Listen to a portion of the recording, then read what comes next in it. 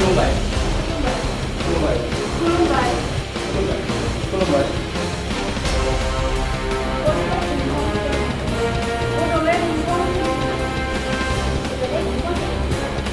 बर' रावनि टेलिभिजन बड'लेण्ड बर' रावनि television Bodoland television बेयाव नुगोन खौरां हारिमु बेयाव नुगोन खौरां हारिमु खौरां हारिमु